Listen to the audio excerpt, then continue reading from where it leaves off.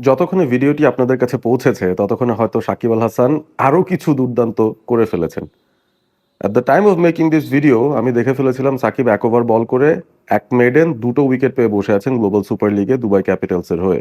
আর bat হাতে তো একটা 50ও পেয়ে গেছেন ত্রিশোর্ধ্ব বলে। সো এটা আসলে একটা পোয়েটিক জাস্টিস বলা যেতে পারে। কারণ বাংলাদেশ জাতীয় দলের খেলার দিনেই গ্লোবাল সুপার লিগটা শুরু হয়েছে এবং একেবারে কাছাকাছি সময়ে দুটো ম্যাচ অনুষ্ঠিত হচ্ছে। সুতরাং বাংলাদেশের যারা ক্রিকেট ফ্যানসরা আছে তারা কিন্তু আমার মনে হয় টর্ন অ্যাপার্ট ছিলেন। কোন ম্যাচটা দেখবেন? দুটো ম্যাচ একসঙ্গে দেখা লাগছে হয়তো।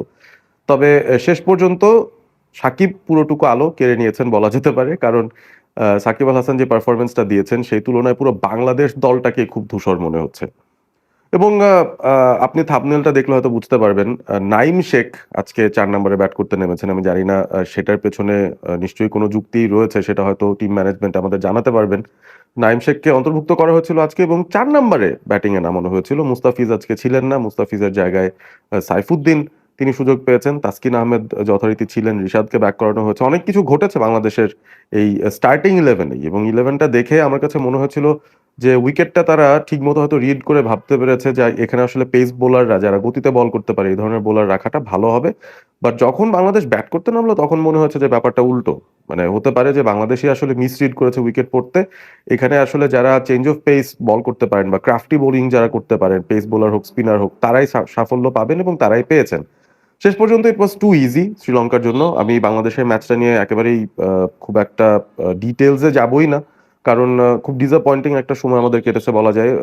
বাংলাদেশ যখন ব্যাট করতে নেমেছিল আগে তানজিদ তামিম আর ইমন একটা ভালো স্টার্ট এনে দিয়েছিলেন পাওয়ার প্লের ভেতরে। সেটা তার আগেও করেছেন। পাকিস্তানের সিরিজটার কথা যদি বলি, ইউএইর বিরুদ্ধে সিরিজের কথা যদি বলি, খুব ভালো স্টার্ট সাধারণত তারা এনে দেন। পাওয়ার প্লের ভেতরে অনেকগুলো রান বাংলাদেশ তুলে ফেলে। তবে মূল চ্যালেঞ্জটা তো হয় তার পর থেকে।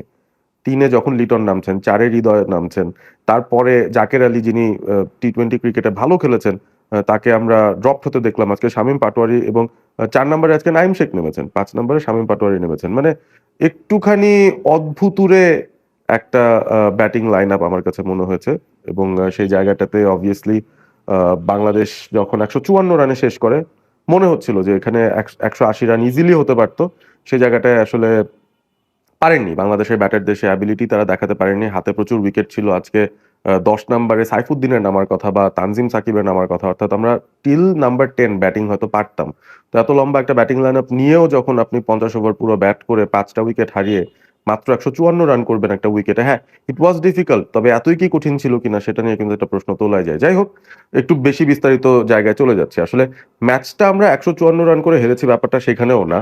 ম্যাচটা আমরা মূলত হেরে গেছি শ্রীলঙ্কা যখন ব্যাট করতে নেমেছিল এবং তারা যখন একটা দুর্দান্ত ওপেনিং স্ট্যান্ড নিয়ে আসে। তো সেই জায়গাটাতে আমার কাছে মনে হয় যে আমরা ম্যাচটা হেরে গিয়েছি এবং শ্রীলঙ্কার টি-টোয়েন্টি ইতিহাসের সবচেয়ে বড় পাওয়ার প্লে স্কোরটা তারা আজকে করেছে বাংলাদেশের এগেইনস্টে ৬ ওভারে ৮৩ রান, যেটা আগে তারা কখনোই করতে পারেনি। এবং ইমাজিন করেন বাংলাদেশ বোলিং করছে, সেখানে ১ম ওভারে ১৪ রান হজম করল, ২য় ওভারে ১৬, ৩য় ওভারে ১৮, তারপরের ওভারে আবারও ১৬ এবং তারপরের ওভারে ১৪। সো সব মিলিয়ে ৫ ওভারের মধ্যে ৭৮ রান হয়ে গিয়েছিল। তো সেইটার পর তো আসলে ১৫৪ আপনি কিভাবে ডিফেন্ড করবেন? কি দিয়ে ডিফেন্ড করবেন? সো সেই জায়গাটাতে আমরা আসলে ম্যাচটা হেরে যাই। সেটা একটা ভিন্ন ব্যাপার, ভিন্ন কথা। তবে আ সাকিবের কাছে পুরো একটা দল কিভাবে ধূসর হয়ে যায় এবং কিভাবে আক্ষেপগুলো বাড়ায়, তাই না? মানে আ একদিকে একজন মানে তার চোখের সমস্যা। তিনি সেখানে হেলমেটের যেই স্ট্র্যাপটা আছে সেটা মুখে নিয়ে তার মাথা সোজা রেখে তিনি ব্যাট করে যাচ্ছেন। ভীষণ স্ট্রাগল করার মতো একটা সিচুয়েশন। সেটার ভিতর দিয়েও তিনি কি সাবলীল ব্যাটিংটা করে যাচ্ছেন। এবং তাকে আসলে বাংলাদেশ দল অন্তত শর্টার ফরম্যাটেও যদি বলি, ইভেন টেস্ট ক্রিকেটেও যদি বলি, ওয়ানডে ক্রিকেটেও বলি, he had a lot to give. মানে এখন এটা আমাদেরই কনটেক্সট এর দুর্ভাগ্য যে তার সার্ভিসটা আমরা জাতীয় দলের জার্সিতে পাচ্ছি না। তিনি আজকে দুবাই ক্যাপিটালস এর হয়ে পারফর্ম করছেন। আর আমরা এদিকে ধুঁকছি। এবং ধুঁকতে পাশ কাটিয়ে দেখছি সাকিব আল হাসানের পারফরম্যান্স গুলো দেখে আরো আক্ষেপটা আমাদের বাড়ছে যে এই যে নাইম ৪ এ খেললেন বা লিটন ৩ এ খেললেন, তাদের যেকোনো একজনের জায়গায় যদি সাকিব থাকতেন আজকে জাতীয় দলের জার্সিতে, কেমন হতো ব্যাপারটা? একটু ইমাজিন করেন। বোলিং স্ট্রেংথ বেড়ে যেত, ব্যাটিং স্ট্রেংথ বেড়ে যেত এবং তার যেই ইন্টেলিজেন্সটা আছে, তার যে নেতৃত্ব গুণটা আছে, সেটাও কিন্তু বাংলাদেশ অনেকাংশে মিস করে যাচ্ছে। আজকে লিটন কুমার দাসের ক্যাপ্টেন্সি দেখলাম। মানে আ একটা ব্যাপার কি আসলে আপনি নিজে যখন একটা ভালো ফ্রেম অফ মাইন্ডে না থাকেন অ্যাজ আ প্লেয়ার, আপনি যখন নিজের পারফরম্যান্স নিয়ে বেশ শঙ্কিত থাকেন, আপনি কিভাবে একটা দলকে মোটিভেট করবেন? একজন ক্যাপ্টেনের দায়িত্ব অবশ্যই থাকে তার দলকে মোটিভেট করা, স্ট্র্যাটেজিক সিদ্ধান্তগুলা নেয়া এবং নিজের ভেতরের যে আত্মবিশ্বাসটা সেটার স্ফুরণটা পুরো টিমের মধ্যে ছড়িয়ে দেয়া। লিটন কুমার দাস কি সেই কাজটা করতে পারছেন? আমার কাছে মনে হচ্ছে না এবং তার পার্সোনাল ফর্মটাও এটার জন্য দায়ী। যে কনটেক্সটে তিনি দলে অন্তর্ভুক্ত আছেন এই মুহূর্তে আমি মোটামুটি জানি তিনি নিজের ভেতরেও একটা অপরাধবোধ মানে সে অপরাধবোধের মধ্যে তিনি হয়তো বাস করছেন এই মুহূর্তে। যে কোন একটা ক্র্যাকের মধ্যে আমি পড়ে গেলাম। এই ফর্মে থাকা একজন ক্রিকেটার আমি যদি ক্যাপ্টেন না হতাম এই দলের মধ্যেই আমার আসলে জায়গা হয় না।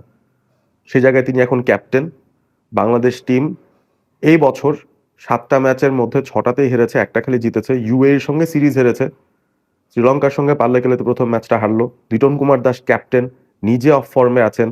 দলটা একটা ট্রানজিশনের মধ্য দিয়ে যাচ্ছে যেখানে সাকিবের মতো প্লেয়াররা এভেলেবল থাকা সত্ত্বেও তার সার্ভিসটা আমরা নিতে পারছি না। এই সিচুয়েশনটায় আসলে সাকিবের মতো একজন ক্রিকেটারকে আরো একটু বেশি আপনার সম্মান করতে হবে। কারণ তিনি বাদবাকিদের মতো নন।